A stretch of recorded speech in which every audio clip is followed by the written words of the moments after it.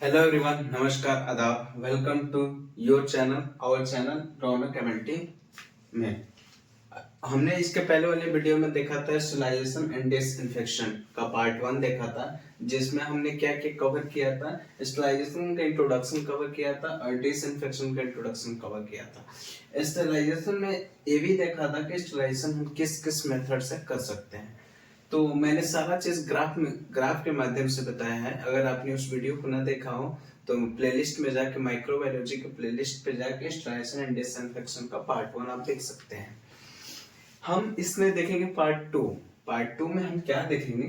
Part 2 उसमें हमने क्या बताया था, मेथड बताया था। मेथड में कौन कौन सा मेथड बताया था, physical method and chemical method. ठीक है, किसका मेथड बताया था, स्टरलाइजेशन का। स्टरलाइजेशन में फिजिकल मेथड देखेंगे हम। फिजिकल मेथड में भी कई तरह का हमने मेथड बताया था आपको। पहला मेथड देखते हैं सनलाइट। अब सनलाइट से हम कैसे स्टरलाइज करेंगे, आप एक बार सोच के देखिए, सनलाइट से हम कैसे स्टरलाइज करते हैं।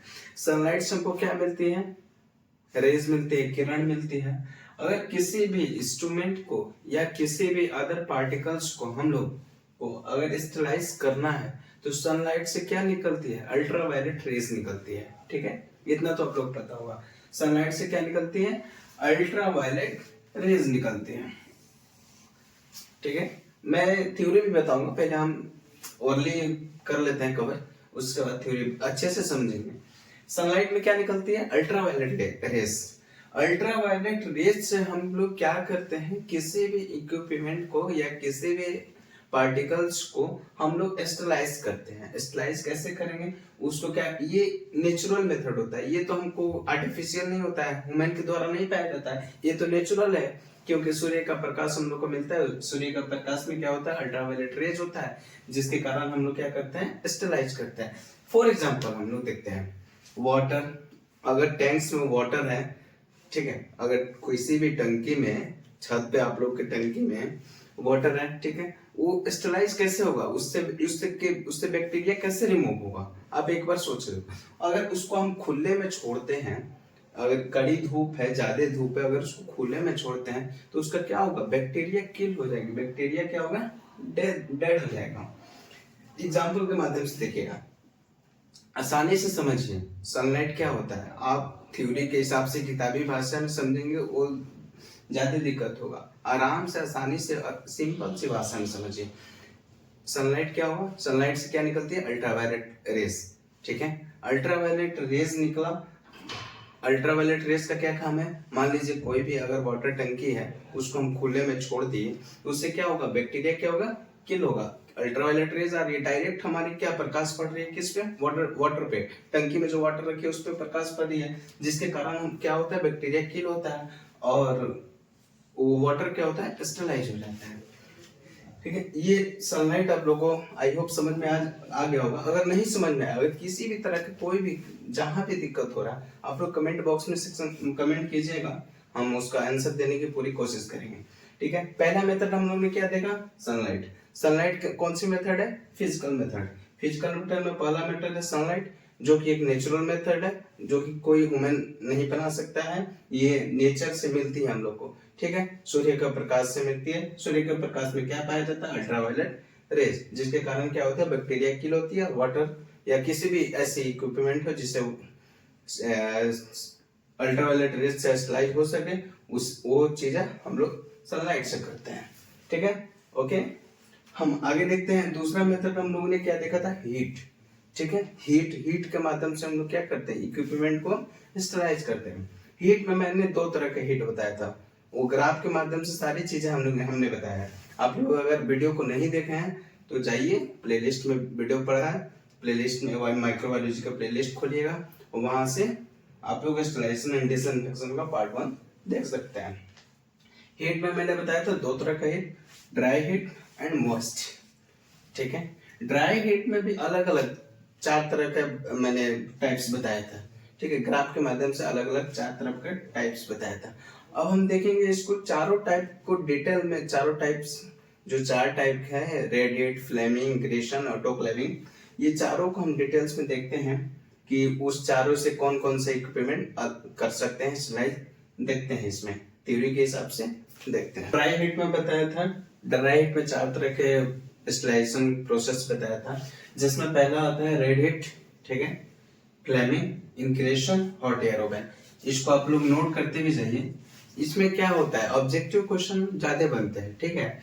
अगर आप लोग को थ्योरी देखना है तो थ्योरी भी मैं बताऊंगा, लेकिन पहले आप लोग समझ जाएंगे तो अपने आप से भी थ्योरी बना सकते हैं, ठीक है। ड्राई हीट मैंने 4 तरह का बताया था, कौन कौन सा बताया था याद करने की कोशिश कीजिएगा, ऐसा कोशिश करिए कि वीडियो देखते देखते आप लोग को याद हो जाए। Red heat, flaming, incineration, hot air oven, red heat, flaming, incineration, hot air oven, red heat, flaming, incineration, hot air oven. हमारे साथ साथ बोलते भी जाइएगा और लिखते भी जाइएगा, red heat, flaming, incineration, hot air oven, ठीक है। रेड हीट में हम लोग क्या क्या स्टलाइज करते हैं, हम देखते हैं। रेड हीट में हम लोग करते हैं लूप्स। लूप्स आप लोगों ने देखा है, जब हम लोग माइक्रोबायोलॉजी या किसी भी ऐसे जगह पर जहाँ हम लोग कल्चर वगैरह बनाते हैं, चाहे कोई बैक्टीरिया अगर ग्रोथ करवाना है, ठीक है, जैसे चाहे वो कोई स्लाइड बनाना हो, वैसा सैंपल वगैरह चाहे स्पेसिमेन हो गया, ये सब को अगर स्लाइड बनाना हो तो किसके माध्यम से बनाते हैं, लूप्स के माध्यम से। लूप्स को हम लोग क्या करते हैं, हर एक बार यूज करने के बाद उसको स्लाइस करते हैं। स्लाइस कैसे करते हैं, इसको पहले शॉर्ट वीडियो में मैंने भी दिखाया है, कल्चर बनाते समय लूप्स को स्लाइस कैसे करते हैं, शॉर्ट वीडियो मैंने दिखाया। लूप्स जब तक रेड ना हो जाए, ठीक है, हम हीट कर रहे हैं, ठीक है, वो रेड ना हो जाए तब तक हम लोग उस पर हीट करेंगे। हीट जब रेड हो जाएगा तो स्टराइज हो गया, ठीक है, उसके बाद देन हम उसको यूज कर सकते हैं, ठीक है। नीडल्स को हम लोग हीट करते हैं रेड हीट के माध्यम से। फोरसेप होता है, फोरसेप आप लोगों ने देखा होगा, चाहे अगर नहीं देखा है तो मैं लैब में दिखा दूंगा आप लोगों को। फोरसेप को भी स्लाइस क्या करते हैं, स्लाइस करते हैं, किसके माध्यम से, रेड हीट के माध्यम से, ठीक है। नेक्स्ट करते हैं फ्लेमिंग, ठीक है। फ्लेमिंग हम कैसे करते हैं, मान लीजिए कोई मैंने स्मेयर बनाया स्लाइड पे, ठीक है, उसको ड्राई करना है, सुखाना है या स्टलाइज करना है उसको, कि नीचे मैंने तो फर्स्ट सरफेस पे मैंने स्मेयर बनाया, ठीक है, लेकिन नीचे वाले जो सरफेस है उसमें तो बैक्टीरिया वगैरह लगा है, तो उसको हम लोग क्या करते हैं, हीट करेंगे, नीचे से हीट करेंगे। उससे 2 काम होगा, ड्राई भी होगा, स्मेयर ड्राई भी हो जाएगा और स्टलाइज भी हो जाएगा, ठीक है। ग्लास स्लाइड वगैरह हो गया, फ्लेमिंग के माध्यम से करते हैं। अगर नहीं समझ में आ रहा है तो आप लोग बताइए, कमेंट कीजिएगा, मैं कोशिश कर रहा हूँ कि एकदम सिंपल से सिंपल भाषा में आप लोग को बताऊं। इंक्रेशन, इंक्रेशन में हम लोग क्या करते हैं, कोई भी लैब है तो उससे क्या वेस्ट मटेरियल तो निकल ही रहा है, कोई भी लैब है, चाहे हॉस्पिटल में ही अगर कोई किसी भी डिपार्टमेंट में काम हो, लैब हो चाहे ओटी हो, कुछ भी हो, उससे क्या होगा, वेस्ट मटेरियल निकलेगा। वेस्ट मटेरियल क्या होता है, वेस्ट मटेरियल तो ऐसे कहीं भी तो फेंक नहीं सकते हैं, क्योंकि कंटामिनेट होने का चांसेस ज्यादा रहते हैं। तो कंटामिनेट से बचाने के लिए सबसे पहले वेस्ट मटेरियल को हम लोग इंक्रेशन करते हैं, किसी भी स्पेसिफिक टेम्परेचर पर उसको गलाने की काम करते हैं, उसको गलाने की कोशिश करते हैं कि कोई कंटामिनेशन जो बैक्टीरियल या फंजाई इन्फेक्शन है वो खत्म हो जाए, फिर उस कचड़े को या वेस्ट को ले जाते हैं, ठीक है। नेक्स्ट आता है hot air oven. Hot air oven में एक स्पेसिफिक टेम्परेचर पर हम लोग स्टलाइज करते हैं। हॉट एयर ओवन में अगर हम हॉट एयर ओवन में क्या रखते हैं, कल्चर प्लेट वगैरह स्टलाइज करते हैं, ड्राई करवाते हैं, तो उसमें अगर 160 डिग्री सेंटीग्रेड पर हम लोग हॉट एयर ओवन को सेट करते हैं तो 2 आवर्स के लिए स्टलाइज करेंगे, ठीक है। देन अगर 170 डिग्री सेंटीग्रेड या 180 डिग्री सेंटीग्रेड पर हम लोग स्टलाइज करते हैं तो 30 मिनट्स तक स्टलाइज करेंगे। पहला क्या हम लोगों ने क्या देखा, ड्राई हीट। अब हम क्या देखेंगे, मॉइस्ट हीट। मॉइस्ट हीट क्या होता है, अब हम लोग आगे देखेंगे। अगर कोई भी अगर पॉइंट आप लोगों को समझ में नहीं आ रहा हो तो कमेंट में जरूर बताइएगा। अगर आप वीडियो अच्छी लग रही हो, आप लोगों को समझ में आ रहा हो तो प्लीज चैनल को सब्सक्राइब एंड लाइक शेयर अपने दोस्तों के साथ जरूर कीजिएगा। हम नेक्स्ट देखते हैं मॉइस्ट हीट। रेड हीट हम लोगों ने देखा, मॉइस्ट हीट अब देखते हैं। हम लोग देखते हैं मॉइस्ट हीट के बारे में। इसके पहले हम लोग ने क्या देखा था, ड्राई हीट के बारे में। ड्राई हीट में क्या देखा था, 4, रेड हीट, फ्लेमिंग, इंक्रेशन और हॉट एयर ओवन, ठीक है। चारों को मैंने डिटेल्स बता दिया है, समझने की ज्यादा कोशिश कीजिएगा, ठीक है। थ्योरी अपने हिसाब से आप बना सकते हैं। अगर थ्योरी आप नहीं भी बना सकते हैं तो मैंने लिखा भी है, आप लोग वीडियो को पॉज कीजिए और थ्योरी लिख भी सकते हैं, ठीक है। मॉइस्ट स्टेट में देखते हैं। मॉइस्ट स्टेट में हमने ग्राफ के माध्यम से क्या बताया था, 3 मेथड बताया था, below 100 degree centigrade, at 100 degree centigrade and above 100 degree centigrade. ठीक है, बिलो 100 डिग्री सेंटीग्रेड पर कब करते हैं और क्या करते हैं, एट 100 डिग्री सेंटीग्रेड पर कब करते हैं और क्या करते हैं, और अबव 100 डिग्री सेंटीग्रेड पर कब करते हैं क्या करते हैं।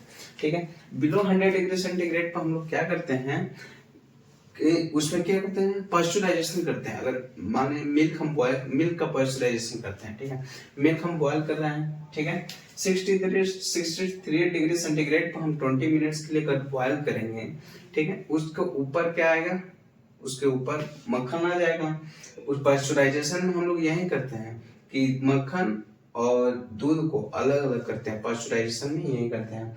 ठीक है, 20 मिनट्स के लिए मैंने पास्चुराइजेशन किया यानी बॉइलिंग किया। ठीक है, 63 डिग्री सेंटीग्रेड पर पास्चुराइजेशन में हम लोग क्या करते हैं, मिल्क का पास्चुराइजेशन करते हैं। मिल्क में मक्खन और इसको मिल्क को अलग अलग करते हैं। ठीक है, एट 100 डिग्री सेंटीग्रेड पर हम लोग क्या करते हैं, बॉइलिंग करेंगे। बॉइलिंग कितना देर करेंगे, 10 to 30 मिनट। ठीक है, इसको हम लोग टिंडलाइजेशन बोलते हैं, टिंडलाइजेशन भी बोलते हैं। जैसे इसमें पास्चुराइजेशन बोलते हैं, इसमें टिंडलाइजेशन भी बोलेंगे। टिंडलाइजेशन में क्या करते हैं, 100 डिग्री सेंटीग्रेड पर हम लोग क्या करते हैं, किसी भी चीज को अगर मान इंस्ट्रूमेंट को हम स्टरलाइज करना है तो पानी को बॉयल करेंगे 100 डिग्री सेंटीग्रेड पर। ठीक है, उसमें हम इंस्ट्रूमेंट को रख देंगे कितने मिनट्स के लिए, 20 मिनट्स के लिए, और ओपनली उसको रखेंगे। ठीक है, क्योंकि उसमें भाप के माध्यम से उसमें क्या होगा कि जो भी बैक्टीरियल होगा वो भाप के माध्यम से एटमॉस्फेयर में फैल जाएगा। देन हमारा जो इंस्ट्रूमेंट उसमें डाले हैं वो स्टरलाइज हो जाएगा। ये प्रोसेस बहुत कम ही यूज करते हैं क्योंकि उसमें बहुत ज्यादा टाइम भी लगता है और ये पॉसिबल भी हर जगह नहीं है। ठीक है, तो ये सब सारी चीजें बहुत कम यूज करते हैं। इसका पहले जो बताया था वो सारी चीजें हम लोग करेंट टाइम में यूज भी कर रहे हैं। ठीक है, अबव 100 डिग्री सेंटीग्रेड में हम लोग क्या करते हैं, अबव 100 डिग्री सेंटीग्रेड हम लोग, जैसे आप लोगों ने घर में भी यूज किया होगा, चाहे डेली लाइफ में भी यूज करते हैं, कुकर। ठीक है, कुकर का नाम सुना होगा। कुकर जैसा वर्क करता है, सेम वैसा ही प्रोसेस अबव 100 डिग्री सेंटीग्रेड में क्या होता है। अबव 100 डिग्री सेंटीग्रेड पर हम लोग क्या करते हैं कि पानी को बॉयल करेंगे, बट जैसे कुकर के ढक्कन को हम लगाते हैं वैसे ही इसको क्लोज वेसल्स भी करना है। ठीक है, उसको ढकना भी है, तब जाके क्या होगा, हमारी इंस्ट्रूमेंट जो होगी वो स्टरलाइज होगी। ठीक है, हम लोगों ने पहले क्या देखा था, सनलाइट, हीट देख लिया। ठीक है, अब हम देखेंगे फिल्ट्रेशन, अलग मेथड। सनलाइट हो गया, हीट हो गया। हीट में भी 4 तरह बताया था। ठीक, हीट में 2, dry heat, moist heat. Dry heat में 4 और मॉइस्ट हीट में 3। ठीक है, नहीं समझ में आ रहा ना तो आप लोग बताइएगा, इसको हम दोबारा भी वीडियो बना देंगे या वीडियो बैक करके आप देख भी सकते हैं। ठीक है, इससे आप सिंपल क्या ही बताएं आप लोगों को। अगर इसमें भी नहीं समझ में आ रहा होगा तो बताइएगा, कमेंट कीजिएगा। फिल्ट्रेशन में हम लोग देखते हैं, फिल्ट्रेशन 3 तरह का होता है। उसमें क्या होता है, फिल्ट्रेशन में एक फिल्टर पेपर होती है। ठीक है, उस पे हम लोग कोई भी अगर इंस्ट्रूमेंट रख रहे हैं तो उसमें फिल्टर हो जाता है। मान लो लिक्विड मटेरियल में अगर हुआ तो उससे क्या होगा, फिल्टर पेपर के माध्यम से फिल्टर हो जाते हैं। तो अलग अलग फिल्टर होती है। ठीक है, मेम्ब्रेन फिल्टर, ठीक है, एयर फिल्टर और सिरिंज फिल्टर। ठीक है, आप लोग समझ गए फिल्ट्रेशन क्यों करते हैं और कितने टाइप का होता है। ये और भी टाइप का होता है, लेकिन जो इम्पोर्टेंट है, जो ऑब्जेक्टिव क्वेश्चन या किसी भी कॉम्पिटिटिव एग्जाम में क्वेश्चन आ सकता है तो वो मैंने बताया है, मेम्ब्रेन फिल्टर, एयर फिल्टर और सिरिंज फिल्टर। ठीक है, नेक्स्ट देखते हैं। नेक्स्ट हमने बताया था रेडिएशन, फिजिकल मेथड में रेडिएशन बताया था। रेडिएशन हम कितने तरह के बताए थे, 2 तरह के, आयोनाइजिंग और नॉन आयोनाइजिंग। ठीक है, आयोनाइजिंग में क्या होता है, एक्स रेज, गामा रेज। ठीक है, एक ऑस्मिक रेज भी होता है लेकिन वो उतना इम्पोर्टेंट नहीं है, आप लोग याद रखिएगा। अगर कोई किसी से आप लोग से कोई पूछ दे तो आप लोग याद रखिएगा, X rays, gamma rays, cosmic rays. ठीक है, ये किस में आता है, आयोनाइजिंग में। ठीक है, इसके माध्यम से हम लोग स्टरलाइजेशन को कंप्लीट कर सकते हैं, लेकिन अब ये मेथड कम यूज होता है हॉस्पिटल वगैरह में। नॉन आयोनाइजिंग में आता है यूवी रेज। यूवी रेज मतलब अल्ट्रा वायलेट रेज, जो कहाँ से मिलती है, सनलाइट से मिलती है। ठीक है, नॉन आयोनाइजिंग में यूवी रेज के माध्यम से हम लोग क्या करते हैं, स्टरलाइज करते हैं। ठीक है, स्टरलाइजेशन की टॉपिक कंप्लीट होती है। केमिकल मेथड है तो केमिकल मेथड आप लोगों को लिखवा दिया है, एल्कोहल हो गया, डिहाइड्रोजिनेज हो गया, ये सारी चीजें हम लोग को लिखवा दी है। उसको डिटेल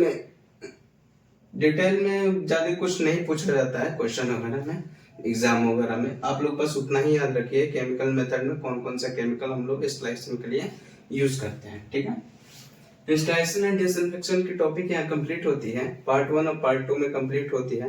नेक्स्ट वीडियो जरूर आएगा माइक्रोबायोलॉजी के कौन सी टॉपिक पर। अगर आप लोग नेक्स्ट वीडियो देखना चाहते हैं तो कमेंट में बताइएगा। अगर ये वीडियो आप लोग को अच्छी लगी हो तो चैनल को सब्सक्राइब एंड लाइक शेयर जरूर कीजिएगा। धन्यवाद, थैंक यू सो मच।